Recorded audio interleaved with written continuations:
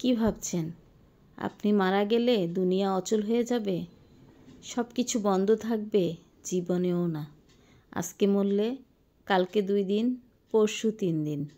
আসসালামু আলাইকুম, আমি রোজিনা চলে এলাম কুমিল্লা থেকে ছোট্ট একটি ভিডিও নিয়ে।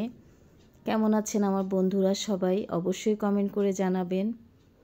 আপনার অনুপস্থিতিতে কারো কিছু কমবে না, কারো কিছু যায় আসবে না। সব চলবে চলার গতিতে, নিয়মের সাথে। কোনো কিছুই থেমে থাকবে না আপনার অনুপস্থিতিতে। শুধুমাত্র যারা আপনাকে স্মরণ করে দীর্ঘশ্বাস ফেলবে, আপনাকে স্মরণ করবে, ওটাই হচ্ছে আপনার জীবনের প্রাপ্তি।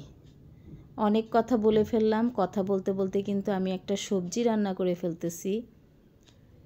এখানে 6 রকমের সবজি দিয়ে একটা তরকারি রান্না করব। ডাল সহ হবে 7 রকমের আইটেম। তো সবাই পারেন, নতুন করে দেখানোর কিছু নাই। তারপরও আমি নিয়ে এসেছি, যেহেতু ফেসবুকে কাজ করছি, বড় ভিডিও আপলোড করতে হয়। বড় ভিডিও দেওয়ার জন্য রান্নাটার পুরো প্রসেসিং ক্লিপগুলো নিয়ে নিছিলাম। এখন ভয়েস দিচ্ছি। সুন্দর করে মশলাটা কষিয়েছি। যত মশলা সুন্দর করে কষাবেন ততই খাবারের স্বাদ বেড়ে যাবে। ভালো করে কষানোর পর আমি ধুয়ে রাখা সবজিগুলো একে একে দিয়ে দিচ্ছি। দিয়ে ভালোভাবে নেড়ে চেড়ে ঢাকনা দিয়ে দিব সিদ্ধ হওয়ার জন্য।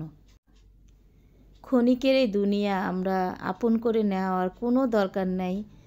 ক্ষণস্থায়ী এই দুনিয়ার জন্য বেশি ভালোবাসা দেখানোরও কোনো প্রয়োজন নাই আমার মতে।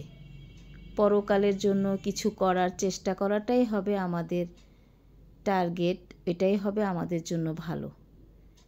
পেঁয়াজ কলিও দিব, ধনেপাতাও দিব, গুছিয়ে রাখলাম।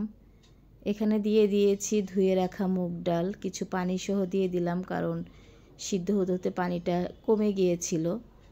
এখন টমেটো কাঁচামরিচও দিয়ে দিলাম, দিয়ে আবার নেড়ে চেড়ে ঢাকনা দিয়ে দিলাম। আরও কিছুক্ষণ কষানোর পরে আমি পর্যাপ্ত পরিমাণ ঝোলের পানি দিয়ে দেব। ওই পানিটা দিয়েই আমার রান্না কমপ্লিট হবে, সিদ্ধ হবে।